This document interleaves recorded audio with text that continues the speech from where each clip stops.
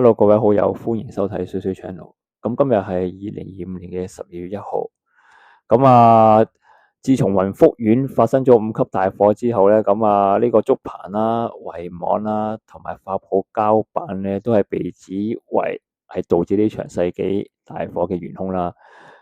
引起咗其他正喺度進行緊大維修嘅屋苑嘅居民嘅人心惶惶。房屋局咧，獨立審查組人員，佢上個禮拜4即係27號啦，講緊下，即係前幾日啫嚇。佢就去咗檢驗另外4個正喺度進行緊大維修嘅居屋苑啦。其中就包括大角咀嘅安基苑。而大角咀呢個安基苑咧，佢哋嘅維修工程顧問咧，就係近日同呢個雲福苑工程涉貪案有關嘅鴻毅建築師有限公司啦。呢個安基苑嘅法庭咧，佢喺琴日30號啦，亦都舉行咗一個業主周年大會，就喺明愛牛頭角社區中心嘅。亦都順便會商討呢個大維修嘅問題啦嚇，因為最近佢都人心惶惶。根據01嘅報道啦，呢個牛頭角社區中心裏面召開嘅周年業主大會，好多人喎，大概目測係超過200個人喎。全場咧就坐到冇位坐，有啲人咧，即係有啲業主咧，仲需要咧企喺度添，即係企喺後面聽啦嚇。當然唔會企喺前面啦嚇。會場入邊咧，除咗一班業主之外咧，亦都有呢個工程顧問鴻毅建築有限公司嘅人喺度啦，同埋亦都有呢個工程承建商偉利建築工程有限公司嘅負責人喺度。另外亦都有業主立案法團嘅代表律師。當然仲有記者喺度啦。我哋首先睇睇呢個鴻毅建築有限公司，即係佢哋嘅工程顧問，講啲咩先啦。鴻毅建築有限公司咧，佢今次就有一名高級項目主任就嚟到啦。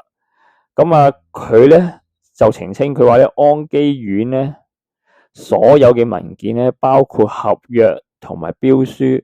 全部都係由業主立案法團經手嘅，之後咧再交俾市建局審核。佢哋顧問公司咧先至能夠進行招標，即係話交咗俾市建局審核之後咧，佢哋作為顧問公司先能夠進行招標嘅，跟住最後就同承辦商簽合約啦。佢仲強調喎，當中咧係沒有造假，係符合法例同埋程序，完全沒有違反法例嘅。如果話我哋造假嘅話咧，換句話講，即係話市區重建局都係造假喎。佢咁樣講喎。鑑於廉署日前已經拘捕咗鴻毅2名嘅董事啦，有業主就質疑鴻毅係咪已經冇咗能力繼續完成呢個監督嘅工程嘅職責咧？嗰位高級項目主任咧就強調啦，佢就話啦，而家全公司咧就上下同事一條心嘅，為公司繼續做好每份工作，但係佢就唔確定公司係咪仍然仲有具備專業嘅人士。你話我依家呢一刻有冇專業人士咧？我真係答你唔到。但係以我而家呢個職位所知嘅嘢咧，我真係唔知道有冇專業人士啦。因為佢依間工程顧問公司就有2個董事俾人拉咗嘛，俾人拉咗之後，佢就唔知道仲有冇專業人士啦。可能最專業就係嗰2個董事可能嚇。佢肯出嚟講，都算係咁啦嚇，即係唔會話衝大頭話掂嘅，放心啦，交俾我哋，我哋公司如常運作冇問題咁，即係起碼唔會咁樣車大炮先啦。另外佢亦都自爆喎，佢話曾經參與咧呢個大埔雲福苑嘅大廈維修項目，佢亦都透露當時咧亦都曾經建議用夾板圍封嗰啲窗，就話極力反對用發泡膠，但係咧顧問公司並唔係僱主，係冇權作出否決嘅。佢一再強調，我哋極力反對係唔可以用發泡膠嘅，但係問題我哋唔係一個僱主所以最後佢都係用咗發泡膠因為佢哋嘅建議反對係無效。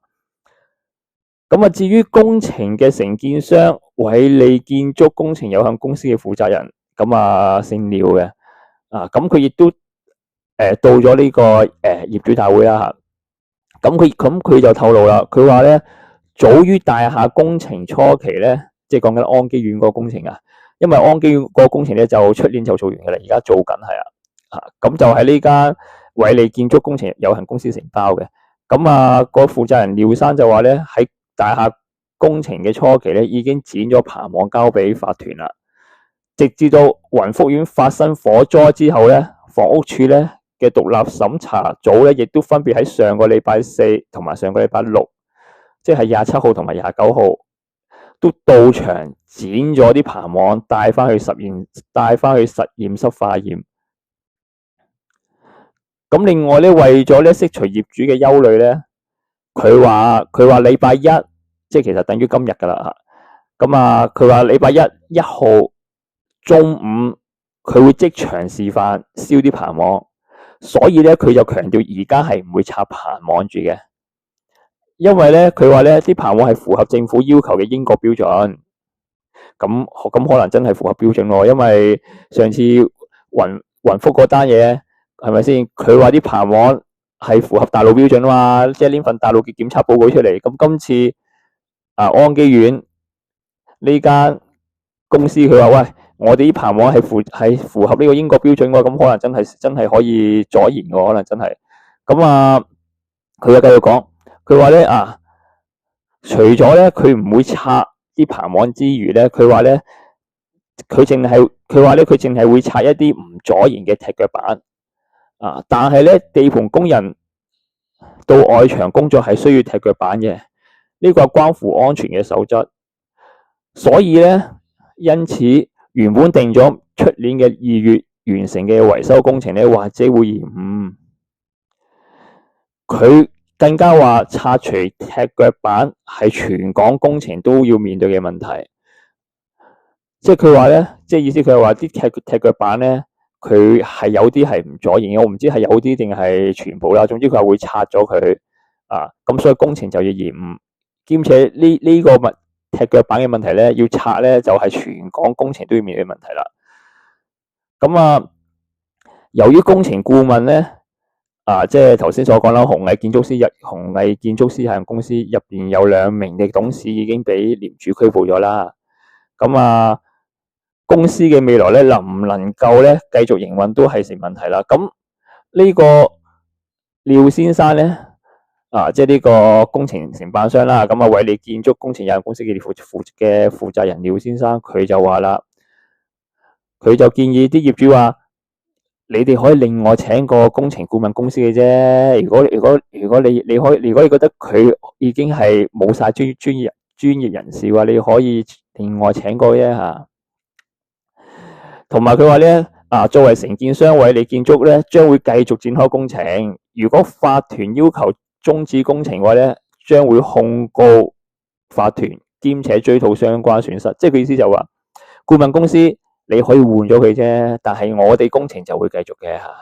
如果你要終止我哋嘅工程嘅話咧，我哋就會去追討我哋嘅損失咁樣嚇。同埋廖先生佢又繼續講啦，佢又話上個禮拜4朝頭早咧，更加安排咗啲員工啦去咗大角咀同埋旺角，以炒價買咗啲滅火筒喎。佢話咧嗰啲滅火筒咧平時咧就200幾蚊嘅啫。咁咧佢話佢禮拜4朝頭早咧就要400幾蚊先買到，到下晝咧就已經買唔到啦。依家全香港暫時都冇貨噶啦。佢話講到咁誇張即係佢講到自己好似喂，我都做到好多嘢噶啦。你哋唔好取消工程啦。但係如果你真係要取消工程嘅話，我會告你噶，我會追討噶。你唔好取消工程啦咁樣。即係佢係咁喺度辯解辯護係仲有噶未講完噶。佢話咧嗰啲咧買咗嗰啲炒價嘅滅火筒咧，就分別就擺咗喺大廈嘅所有嘅樓層，包括天台同埋啲賓房同埋擺咗喺嗰啲咧用作擺放材料嘅平台。同時所有通道已經搽上防火嘅物料，兼且咧更換咗部分嘅防火門。另外更加強烈要求地球工人唔准食煙啦，要求進入棚架之前咧就必須將打火機同埋啲香煙咧就放喺辦公室之內，並與他們簽署防火指引，提醒一旦出現任何煙頭引起嘅問題嘅話咧，責任就不在於承建商，即係責任唔關佢公司事啦。如果係咁嘅話咧，更加揚言咧，能夠令到嗰啲工人咧，即係違規嘅工人啦，喺行內消失。即係如果工人違規咧，就責任唔關佢事，就歸翻工人事，我哋就會令到佢喺行內消失。咁但係咧，法團即係業主立案法團代表律師叫陳家樂啦，咁佢就提醒在場嘅業主啦，佢就話紅藝職員已經自爆唔確定公司係咪具有專業人士啦，咁即係話大廈嘅工程已經失去咗監管，咁承建商咧按契約就應該暫停施工嘅，就建議法團應該投票決定係咪要求承建商停工啦，否則你冇監工都可以開工。咁如果係咁嘅話，要監工嚟做乜咧？即係意思即係話，工程顧問就係監工。如果冇咗工程顧問，因為工程顧問已經係唔確定有冇專業人士啊嘛。如果冇專業人士嘅話，咁即係冇咗工程顧問嘅作用啦。咁冇咗工程顧問嘅話咧，咁即係冇監工啦。冇監工咁就點可以開工咧？係咪先？咁如果冇監工都可以開工嘅話，咁要監工嚟做乜咧？咁最後香港資訊科技商會嘅榮譽會長方寶橋就話啦，佢話咧，佢嘅家人都係住喺安基苑嘅，佢就表示，如果承建商咧所言屬實，棚網咧係符合政府嘅防燃標準啦，咁佢就會贊同另外請嗰間顧問公司，亦都希望盡快完成工程。並且拆除啲棚網，因為如果重新招標嘅話咧，只會加重業主們嘅負擔。另外，有鑑於工程問題非常複雜，其他業主未必願意額外花錢聘請顧問公司，所以咧佢就建議政府部門介入處理，否則每戶每日都要繼續寢食難安。咁今日呢條片就講到呢度既然嗰個工程承辦商佢話今日中午會試下啲棚網係咪可以阻燃嘅？咁大家拭目以待啦。中午係咪先？如果大家有咩意見，咁可以喺下面留言啦。歡迎大家訂閱我嘅頻道如果中意呢條片嘅就 like 呢條片我哋下條片見啦。再見，拜拜。